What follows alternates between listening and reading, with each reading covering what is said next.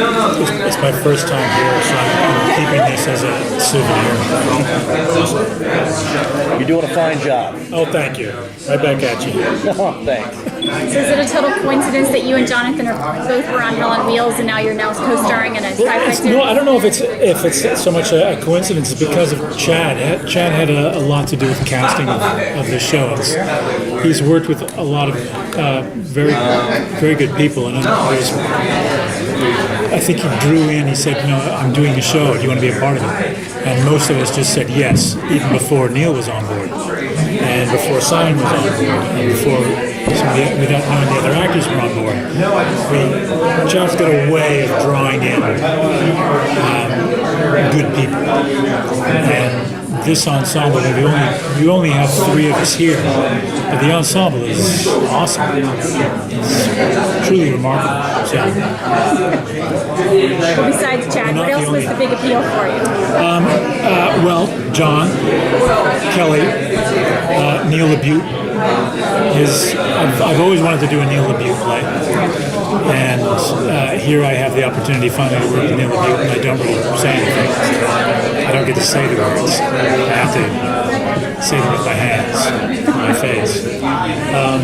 But it's still the same kind of twisted mind that Neil has just a wonderful way of looking at human nature and twist it to our darker tendencies, our contradictions, and bringing that into this world. It makes the vampires more interesting, more three-dimensional, and it makes the human beings more questioning their place in humanity. What is it to be human? What is the difference between just because you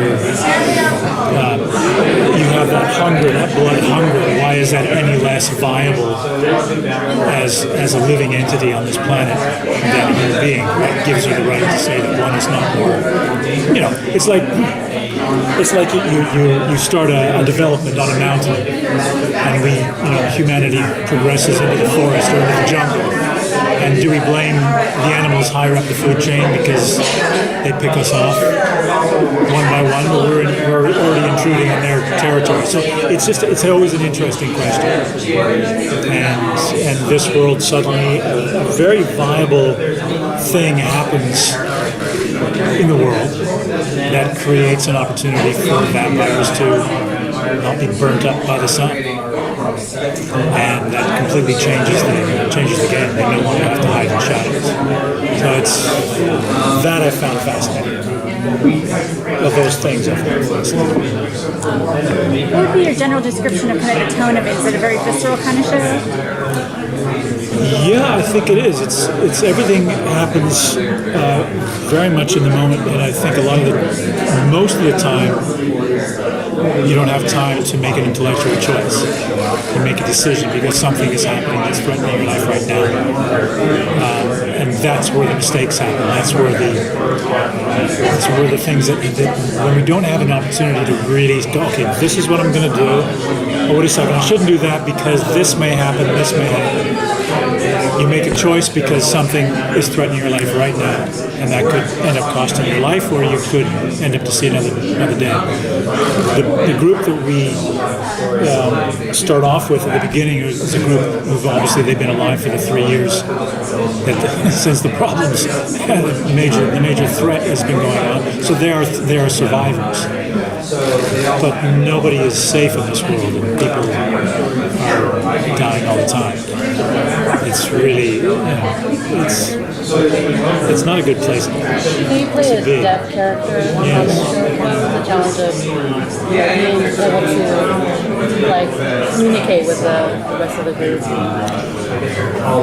Well, it was always a challenge because not all of them were able to communicate with sign language. There was one character Muhammad, who we decided he learned ASL through spending so much time with Sam, and they had a very close relationship, and that allowed him to communicate through Muhammad so that he wouldn't have to speak.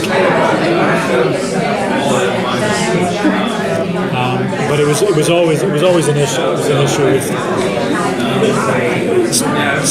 remaining true to the reality of someone who can't hear, and if most everyone is communicating orally, it doesn't really do him much good unless he's able to see the person's lips moving.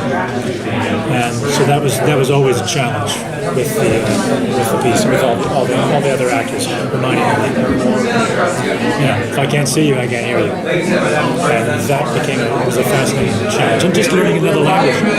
ASL is a very complex language, and to try and get a fluency so that I could be understood, but there was also an alacrity with my hands and with my face and with my body that hopefully the deaf community would be able to look at that and go, okay, I'm blind.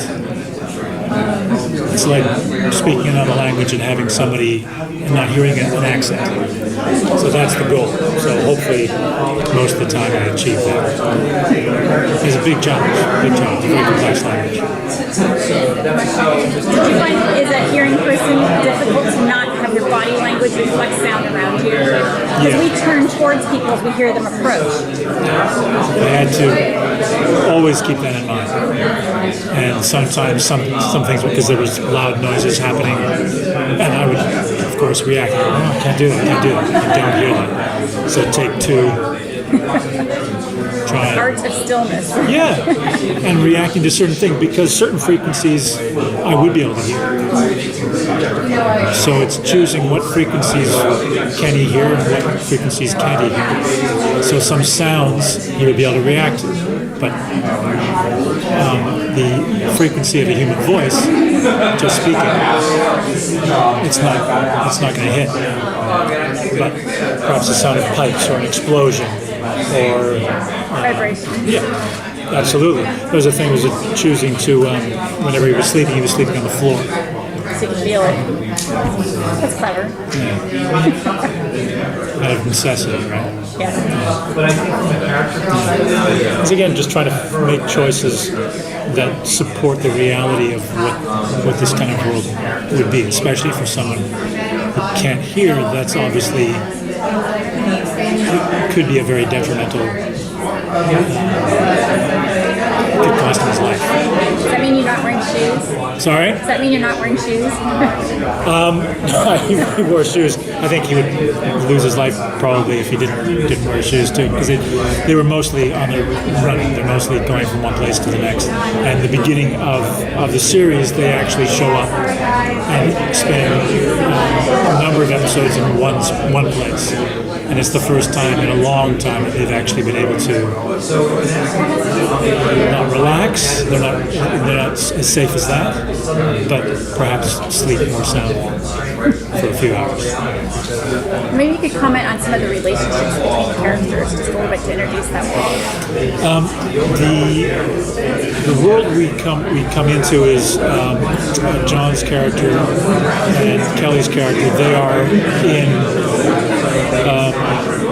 one place in an enclosed space, along with an actress by the name of Rakia Bernard. She plays the character of Doc, and she's also in that same place. And those three, they've been in this one spot for months.